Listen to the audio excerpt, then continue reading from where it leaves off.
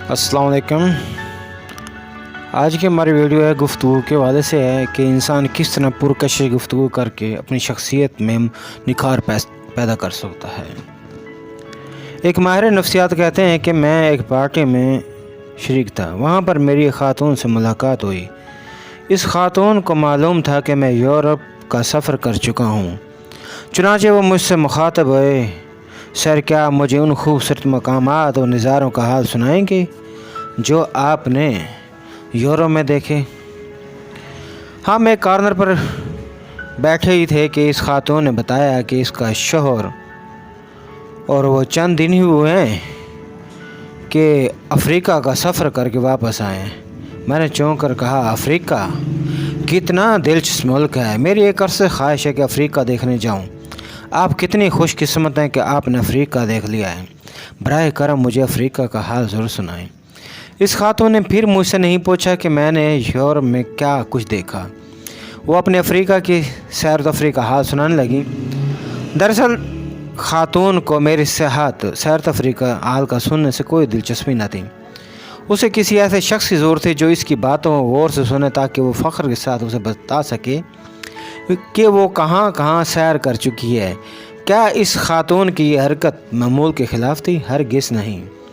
हम में से अक्सर लोग दूसरों की कहानी सुनने के बजाय अपनी दास्तान सुनाना ज़्यादा पसंद करते हैं। इस किस्म का वाक़या मुझे रात के खाने के एक पार्टी में पेश आया, जहाँ मैं घंटों एक माहिर नबातात की बातें सुनता रहा। जब सब लोग रुखसत हो गए तो माहिर नबातात ने मेज़बान से मेरी बेहद तारीफ़ की और कहा कि इसने मेरे जैसा खुश गुफ्तगार और बाअखलाक इंसान नहीं देखा।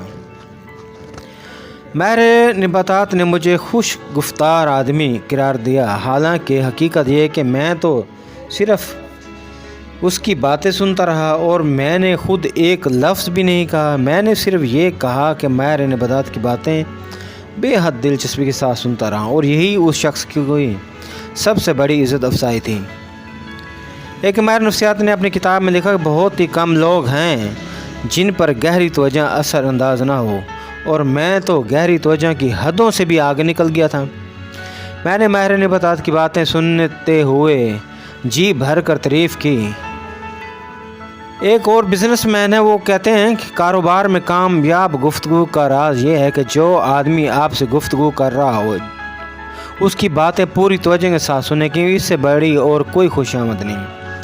लोग अपने कारोबार को फ़रोग़ देने के लिए पब्लिसिटी और इश्तिहारात और मुख्तलिफ ऐड वगैरह पर लाखों रुपए खर्च करते हैं, लेकिन मुलाज़म ऐसे रखते हैं जिनमें गाहक की बात को तवज्जो के साथ सुनने का मादा ही ना हो। ये मुलाज़म गाहकों की बात को गलत साबित करने की कोशिश करते हैं और इन्हें झुठलाते हैं। इस तरह गाहक को भगा देते हैं।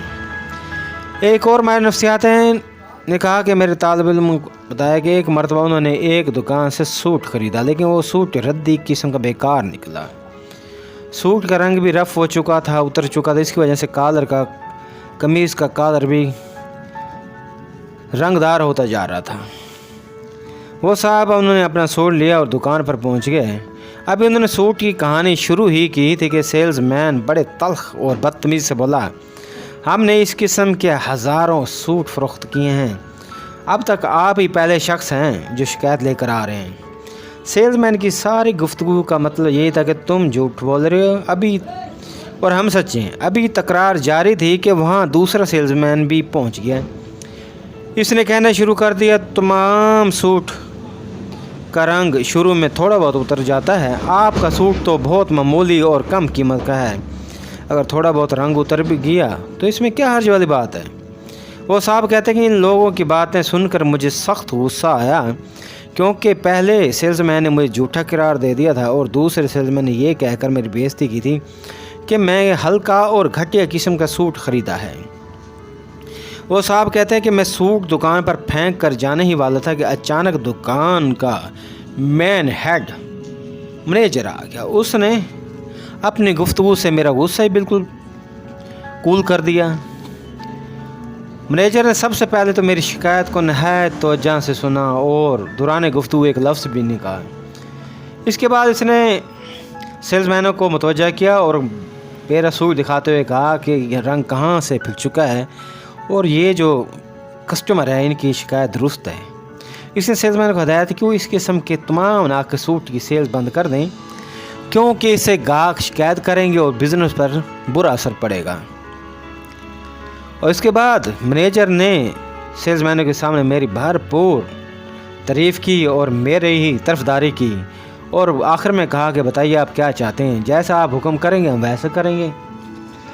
وہ صاحب کہتے ہیں کہ مینیجر کی باتوں کی وجہ سے میرا غصہ بالکل ٹھنڈا ہو چکا تھا۔ میں نے اس سے کہا میں صرف یہ جاننا چاہتا ہوں کہ میرے سوٹ کا رنگ اترنا بند ہو جائے گا یا مسلسل ایسے اترتا رہے گا جس میں مجھے پریشانی ہوگی۔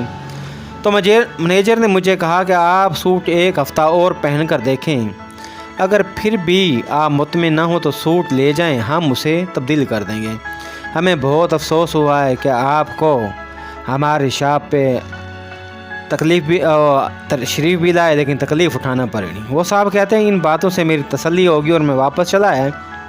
ایک ہفتے کے بعد میرا سوٹ بالکل ٹھیک ہو گیا اور اس دکان پر میرا اعتماد بھی بحال ہو گیا۔ جس مینیجر نے مجھے مطمئن کیا تھا وہ یقیناً اس قابل ہی تھا کہ دکان کا مینیجر بنا ہوا ہے، جبکہ جو دوسرے سیلز مین تھے میرے ساتھ بری طرح بدتمیزی سے پیش آئے۔ یہی وجہ ہے کہ وہ ساری زندگی سیلز مین ہی رہیں گے۔ چنانچہ یاد رکھیں اگر کسی شخص کی بات سکون اور ہمدردی کے ساتھ سنی جائے تو برا سے برا شخص بھی نرم پڑ جاتا ہے۔ ایک اور عالمی شہرت یافتہ مارکوسن صاحب ہیں جو کہ لوگوں کے لائف کے بارے میں انٹرویو کرتے ہیں اور بہت ہی قابل ہیں۔ ان کا کہنا ہے کہ اکثر لوگ دوسروں پر اس لیے اثر انداز نہیں ہو سکتے کہ وہ دوسروں کی بات توجہ سے نہیں سنتے، وہ اس خیال میں کھوئے رہتے ہیں کہ دوسرا شخص اپنی گفتگو اپنی بات ختم اپنی سٹوری کو ختم کرے تو ہم اسی اپنی گال شروع کر دیں۔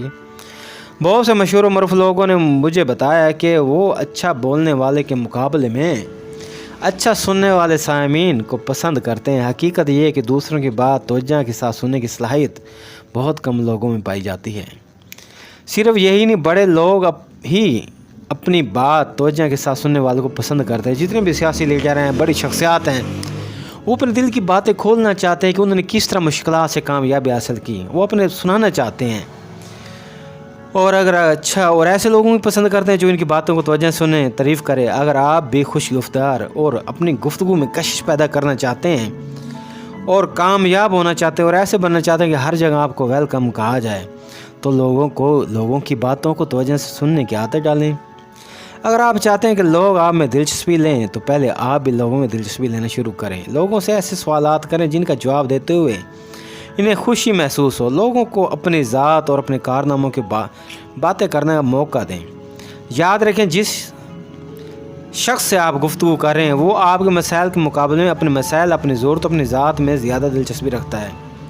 چنانچہ میرے دوستوں اگر آپ بھی چاہتے ہیں کہ لوگ آپ کو پسند کریں تو اس کا بہترین اور گولڈن جو سنہری اصول ہے وہ یہی ہے کہ دوسرے لوگوں کی باتوں میں گفتگو میں دلچسپی لیں اور انہیں توجہ سے سنیں، انہیں رسپیکٹ دیں، انہیں کی حوصلہ افزائی کریں تاکہ وہ اپنی شخصیت کے بارے میں مزید آپ کو باتیں بتا سکیں۔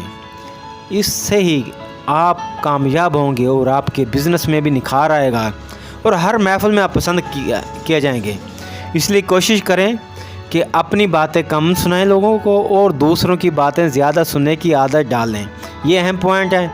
امید ہے کہ آپ اس پر عمل کر کے اپنی شخصیت کو کشش پیدا کر لیں گے۔ شکریہ، خدا حافظ۔